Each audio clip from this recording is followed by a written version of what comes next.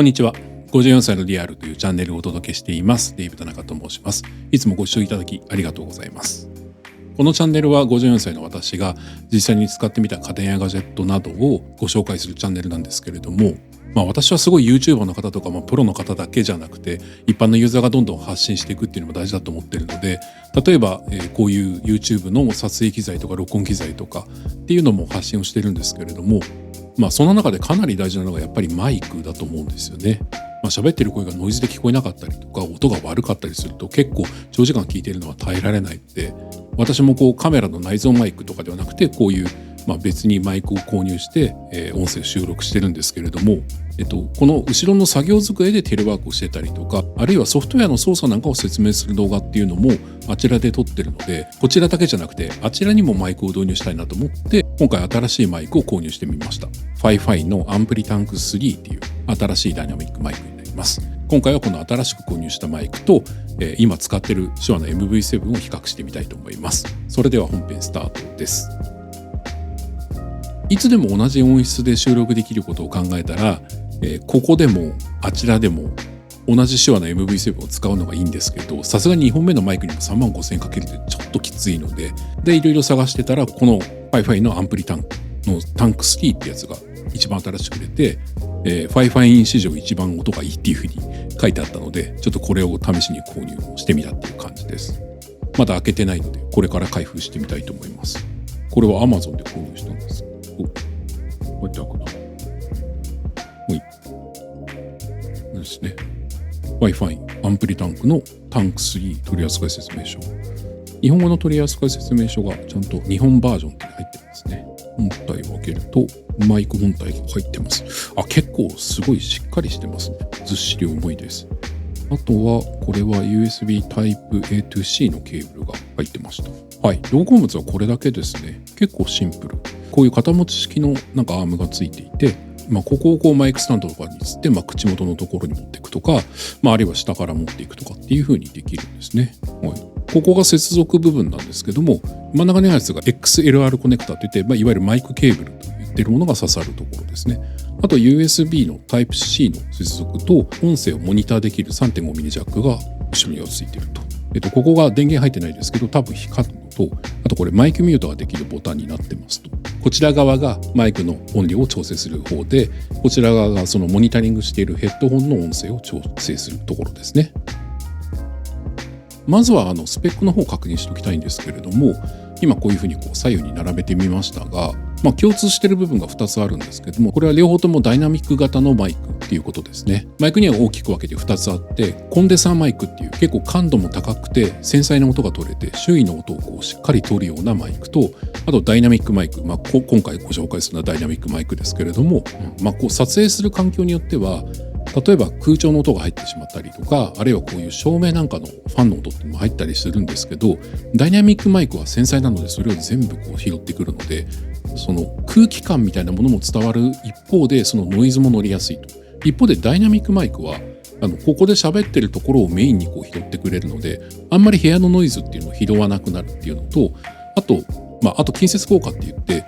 声をちゃんと太く出したいときに結構近づいて喋ればその音が結構しっかりと収録されるので、例えばこういったような喋りがメインのものだとダイナミックマイクっていうのは非常に使い勝手がいいっていう風になってます。共通点の2つ目は両方とも XLR の接続と USB の接続が両方できる。それも同時に音声を出力できるっていうことですね。メインとバックアップっていう使い方もできるかもしれませんし、例えば会場の中と配信機材みたいな風に分けることもできるわけですね。そこは共通してるんですけど、大きな違いっていうのも3つぐらいあって、まず1つは手話の MV7 は USB のコネクタの形状がなんと、マイクロ USB なんですね。今時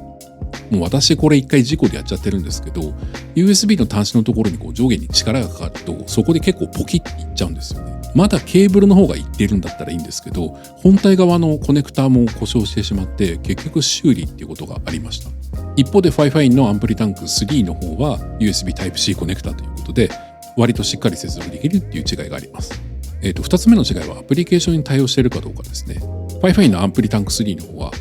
アプリケーションとか用意されてないので、接続したらその後で例えば DAW っていうような作曲するためのソフトとか、あるいは動画編集ソフトでその音声を例えばイコライザーとかいろいろリミッターとかそういったものをかけなきゃいけないんだけれども、手話の MV7 は専用のアプリがあるので、ソフトをインストールして USB をつなぐと、そのソフト上でいろんな設定、例えばローカット、声のあまりに低いところをカットして聞きやすくするとか、そういった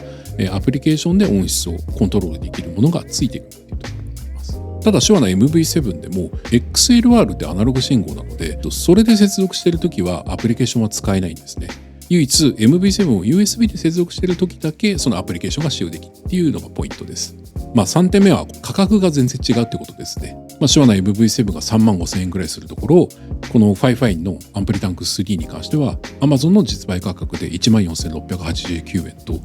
半分以下の値段になっているという感じです。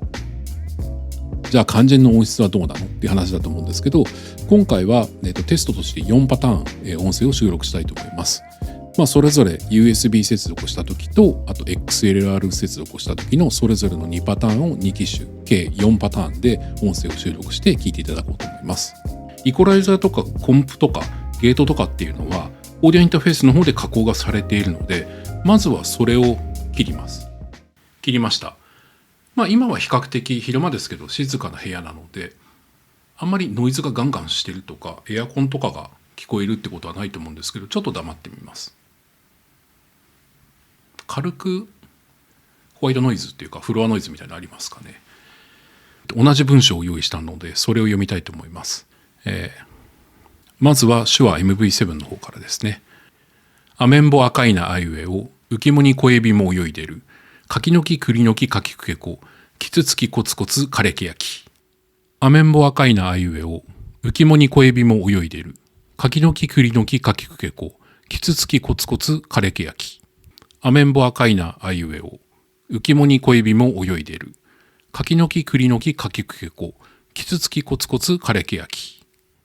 アメンボ赤いなあいうえお、浮もに小エビも泳いでる。柿の木栗の木かきくけこ、キツツキコツコツ枯れけやき。アメンボ赤いなあいうえお、浮もに小エビも泳いでる。柿の木栗の木かきくけこ、キツツキコツコツ枯れけやき。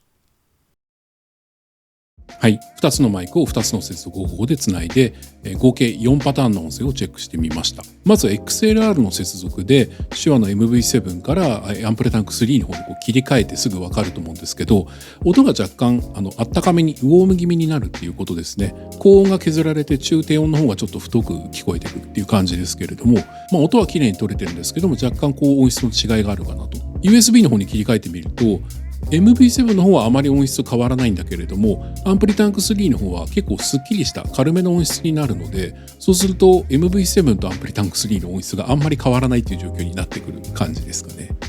で、アンプリタンク3の方でちょっと気になったのはノイズですね。これは多分ヘッドホンとかして聞いていただかないとわからないと思うんですけれども、手話の MV7 の方は XLR 接続でも USB 接続でも若干軽いサーっていうノイズが入ってるだけなんですけど、ファイファインのアンプリタンク3の方はやっぱり接続を変えたとしても割とブーンっていうようなちょっとハムノイズっぽいやつが小さく入っている感じなんですね。